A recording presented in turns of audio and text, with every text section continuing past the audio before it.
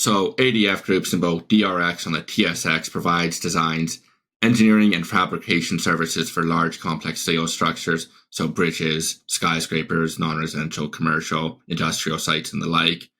The company has capacity to produce 125,000 tons of steel annually for an array of buildings. The company has manufacturing facilities in the US and Canada, but most of their revenue comes from the US.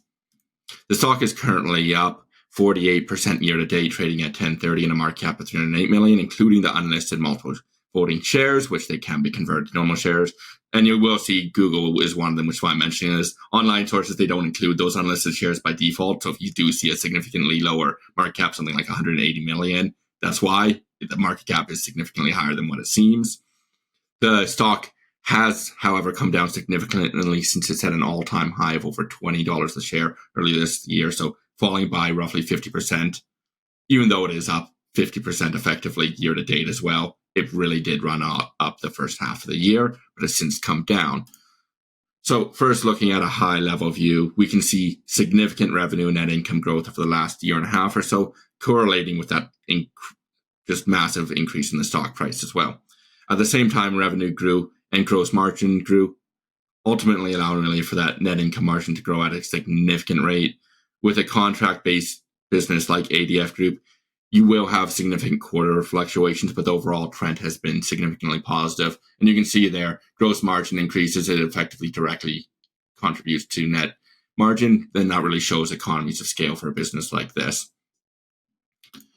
So why is the stock surged and then now has settled down? Looking at the most recent financials, fiscal Q2 2025, the company had revenue of 75 million compared to 80 million the prior year, attributing the decrease to delays on one client's construction site. The delay had roughly a 35 million impact on the quarter, while the revenue was not completely lost, just delayed.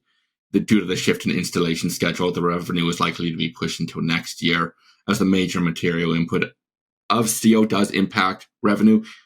It is, however, largely passed through to the customer, so it doesn't really impact gross profit. So just keep that in mind. You can see revenue increase just due to steel prices because they pass that through, but then gross profit as an absolute value doesn't necessarily increase when that does occur.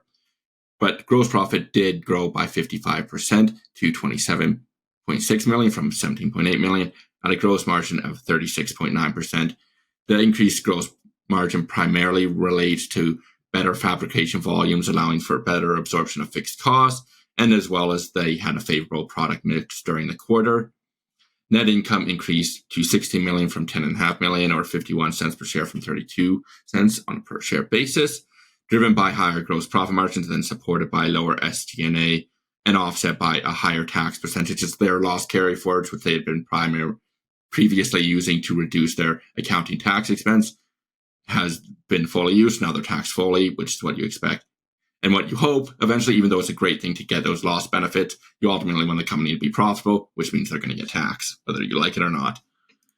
Shifting to the balance sheet, it is strong. It has a net cash position of 29 million. The company did also repurchase during the year 2.8 million shares for 47.9 million, which is just under 10% of the shares, or 49.3 million when you include their fees for repurchasing. And they did that at an average price of 70.31. Although in hindsight, it probably wasn't the best time to repurchase shares, as it's dropped about $7 or 40% since that.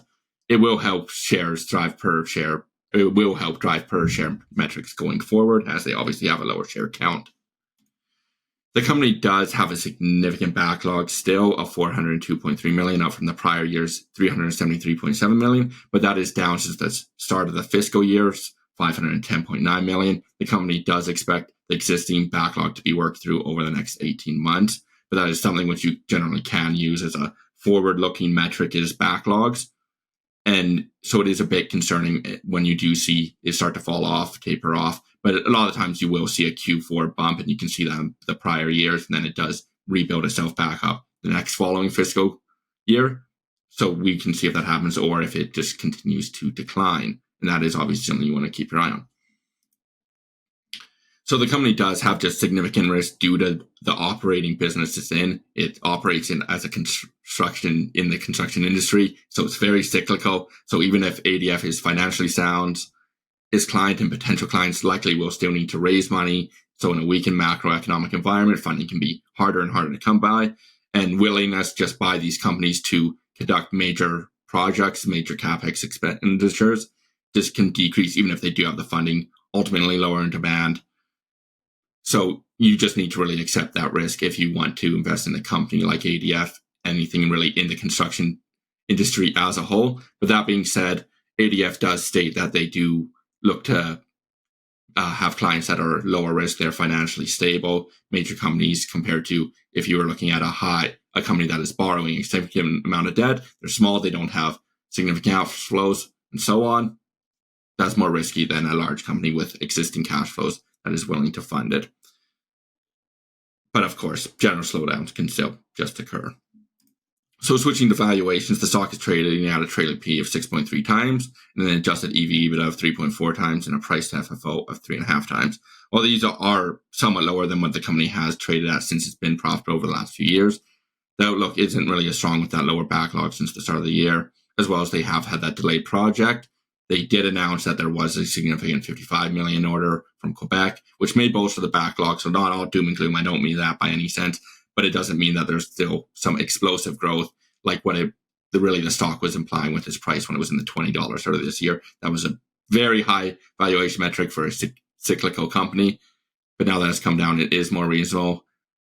But it is not an extreme undervaluation either. While the company is better insulated given the backlog strength and market diversity, whether it be commercial, residential, or industrial end markets, compared to other construction companies, it is still ultimately a construction company. It's going to be cyclical, which means trading at what may be appearing cheap when you are at these cyclical peaks.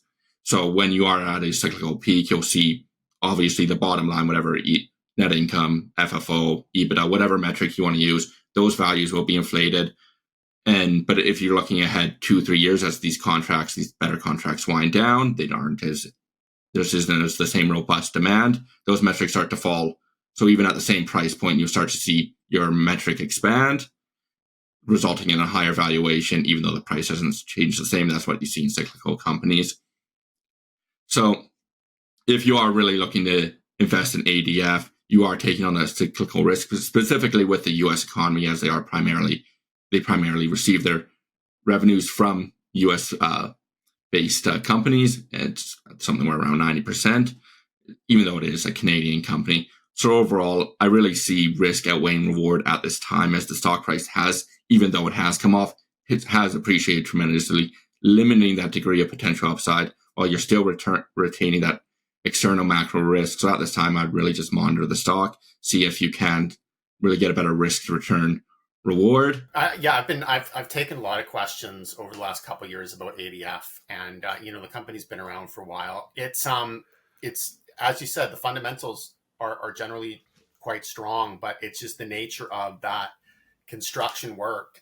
It can be quite cyclical, right? I mean, it's very contract based. And so ADF is engineering consulting, right? Which is typically more of a fee for service, which is better than going contract based, but you're still going to only need the services when there's contracts, right? So it's good company, but you'd really have to invest in it over the cycle, as opposed to just looking at this and being like, oh, it's at 3.5 times EBITDA. This is something that should do well over the next 6 months to a year. Yeah. And I mean, we have like one company which we recommended in the US, has done tremendously well. Again, just construction companies have been generally strong, I would say. We've seen many, performing quite well. And that, company which we recommended, I believe it's up, over 100% now. We did end up moving it to a hold, just kind of going along the lines of what Brett was saying. Again, we still like the company, but the risk is heightened. Like Aaron said, you want to be kind of investing through the cycle rather than just all of a sudden, seeing the financials strong and getting in then. And that's what I would really want to get to the point is the numbers are going to look awful, and sometimes when the numbers look absolutely awful, that's the best time to invest in a cyclical company. And that's the difficult part to say is this cyclical downturn going to be 3 years, or is it going to be 6 months? Is it a COVID spike where everything recovers in a few months, or is it a prolonged recession? And that it's really, you need to, more so than other companies, take into the macroeconomic environment, which is the difficulty of investing, especially in the short term, even though a lot of times I wouldn't call investing in a company that is so cyclical.